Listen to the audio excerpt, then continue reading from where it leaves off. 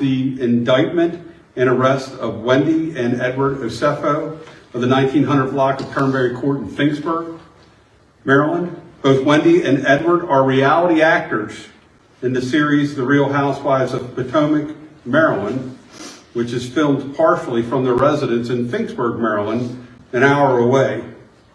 On April 7, 2024, at approximately 10:13 p.m., deputies responded to a residence in the 1900 block of Turnberry Court in Finksburg for a reported burglary.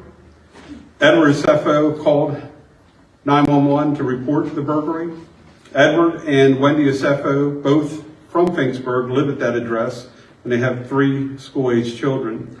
They reported that their home had been burglarized sometime between April 2nd and April 7th of 2024 while they were on vacation in Jamaica.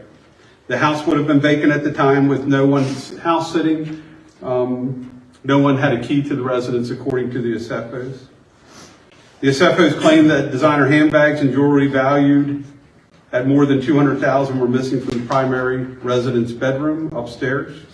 Responding patrol deputies handled the burglary according to policy and made contact with investigators with my major crimes unit to assist because of the dollar amount that was stolen. Crime scene investigators came to the scene the night of the report to process the scene for fingerprints, DNA, and anything of evidentiary value. And while I'm there, I want to thank the state police. They actually responded, and the superintendent of the state police, Colonel Butler, I want to thank him for working with us on the case and providing resources. It should be noted that the residence does have interior and exterior surveillance cameras. None of the cameras picked up any motion or indicated a breach inside of the house. Cameras also did not pick up any suspicious activity outside of the residence during the time the Osefos were away from the residence. Detectives also checked surveillance cameras from neighbors. No evidence of a break-in or suspicious activity was noted at the Osefos' residence.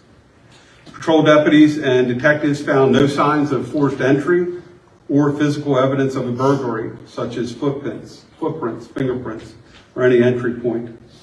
The Osefos alleged that the burglar came in through a second-story window into the master bedroom.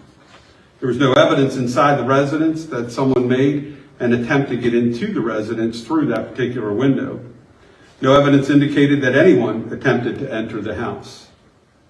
The bedroom upstairs where the theft occurred was ransacked. The mattress was thrown off of the bed onto the floor to give an indication that a burglary did occur.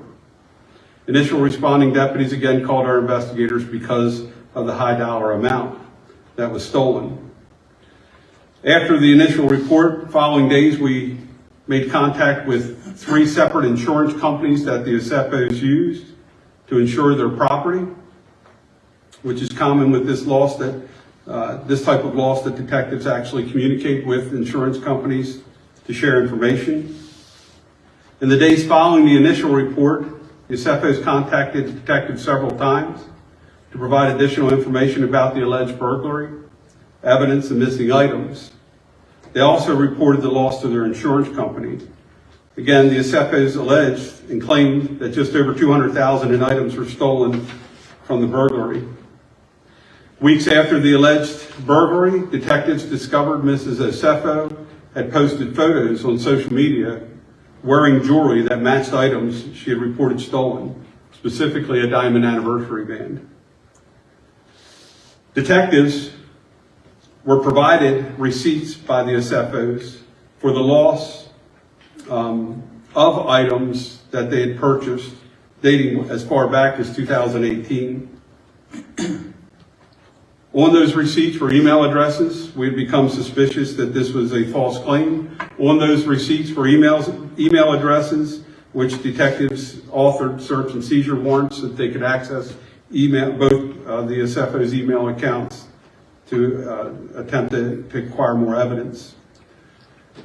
The emails provided additional evidence that indicated this was a fraudulent claim, specifically Edward's communication with Wendy, and I quote, "Are there additional high-value items we can add to this inventory list? I'm trying to get the total to exceed $423,000, which is our policy maximum." Over the next several months, detectives worked diligently to verify the information provided and to locate the reported stolen property. It was later confirmed that Mrs. Osefo had returned several of those same items valued at over $20,000 to the place that she originally purchased prior to the alleged burglary. We can see as far back as 2018 and several items that had been purchased in 18 and receipts supplied to the insurance company. Only those items had been returned to the purchaser or to the store that she purchased them from during the window in 2018 of the return policy. Meaning if it was a 90-day return policy back in 2018, she actually returned those items within that 90-day period. Those receipts were supplied to us, and those receipts were supplied to her insurance company and were alleged by the Osefos to be stolen in the original burglary. Based on the thorough investigation conducted by detectives in my office in coordination with the Carroll County State's Attorney's Office, it became clear that the Osefos had fabricated the burglary and filed a false report and attempted to fraud their insurance company. On October 29th, 2025, the case was presented to Carroll County Grand Jury, which returned indictments against both Edward and Wendy Osefo on multiple counts of fraud and false reporting. Both individuals were located and taken into custody at their Turnberry Court address on the afternoon of October 9th, yesterday, by the Carroll County Sheriff's Office detectives. Deputies executed a search and seizure warrant at the residence during the arrest. An additional 15 items that were believed to be reported stolen by the Osefos during the initial report were also located during that search and seizure warrant. Those items included jewelry and high-end handbags. The Osefos were booked into the Carroll County Detention Center and later released on $50,000 bonds, or with $50,000 bond. Real quick, I'd like to acknowledge the work that my office did, Detective Richie Harbaugh. My detectives, they're just absolutely amazing. Richie's one of the finest detectives on the planet. High praise for him. Also, the Carroll County State's Attorney's Office, Mr. Shoemaker, Mr. Culver, and Melissa Hockensmith is who handled the case for the State's Attorney's Office and has been working with us diligently on this case. I'll now turn it over to the State's Attorney if he has some comments, and then we'll answer any questions you guys may have. Okay, good afternoon. In response to the various media inquiries that I've gotten today in connection with this matter, I've indicated to everybody, and I want to emphasize it again, as a threshold matter, that all persons are presumed innocent until proven guilty in a court of law. So I want to get that out front. As the sheriff indicated yesterday, the defendants were indicted by the grand jury for Carroll County in connection with Wendy Osefo. It was 7 counts of insurance fraud, 8 counts of conspiracy to commit insurance fraud, and 1 count of false statement to a police officer. They posted bail this morning. So also, in addition to what the sheriff alluded to a few moments ago, I'd like to note that the investigation in this matter, and I certainly want to give props to Detective Harbaugh, who worked in close proximity with my Deputy State's Attorney, Melissa Hockensmith, in connection with this matter. But the investigation determined that on April 8th, 2024, the Osefos initiated 3 separate insurance claims for the alleged burglary and theft that occurred at their residence. And those were against Travelers Insurance, Jewelers Mutual Insurance, and Homesite Insurance Company for their alleged losses. Mr. Osefo gave recorded statements to 2 of the insurance companies regarding a list of stolen items. He was also asked whether any of the items on the list had been returned, which he denied. He was asked if he had other insurance but failed to disclose to Homesite and Jewelers that he was also making a claim with Travelers. For a Homesite insurance, both Edward and Wendy signed a sworn statement of loss, which was notarized.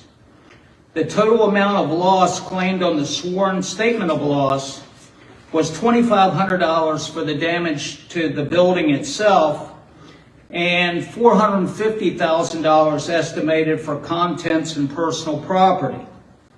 He included an inventory of reported stolen items along with receipts for the purchase of most of the items on the inventory. That claim was denied due to the failure to disclose the policy with travelers. And in the original claim submitted on April 8th, 2024 to travelers, Edward is alleged to have confirmed that he and his wife were wearing their anniversary bands when the loss occurred. However, Edward called travelers on April 10th, 2024, and said he needed to update their claim, stating that his wife's gold diamond anniversary band was missing. So that same day, travelers settled the claim for $25,380, which included the replacement price of the band, which was $4,500. After the initial reported claim on April 11th, both Wendy and Edward signed and submitted letters to Jewelers Mutual claiming the burglary occurred and items were reported stolen. At the request of Jewelers Mutual, the Osefos provided an initial list of 57 stolen items. Included on the list was Wendy's gold anniversary band that was reported in the traveler's claim. On April 22nd, Edward was interviewed during a recorded call and did not make any mention of the jewelry claim or payout with travelers. So essentially, I know that the burden will be on my office to show that Edward and Wendy conspired to make fraudulent statements and provided misleading information in support of making the 3 insurance claims for financial gain. I'd also note that some folks may view insurance fraud as an innocuous crime since it only affects insurance companies. That's certainly not true. Insurance fraud affects all of us in the form of increased premiums that we all bear. So we take those offenses very seriously. Thanks. So what you just watched was the Carroll County Sheriff's Office holding a press conference regarding Dr. Wendy Osefo and Eddie Osefo's arrest. Guys, when I tell y'all, I am still in shock. I am still confused as to how Wendy and Eddie thought this harebrained scheme made any sense. I just don't understand why or how they thought they would get away with this. Like, I'm still racking my brain. But Wendy and Eddie have released a statement. A rep for Wendy tells TMZ Dr. Wendy Osefo and her husband Edward Osefo are back home safely with their family and in good spirits. They are grateful for the outpouring of concern and support from friends, fans, and colleagues. The Osefos, alongside their legal team, look forward to their day in court. At this time, they respectfully ask for privacy as they focus on their family and the legal process ahead. So that's the statement. It was short, sweet, to the point. And again, I'm sitting here still flabbergasted, y'all. Dr. Wendy and Eddie, was this worth it? You all have ruined your careers, your reputations, your characters on the line. You have single-handedly caused devastation to your kids' lives. This amount of trauma, I've always said, and I will continue to say, that you have a beautiful family.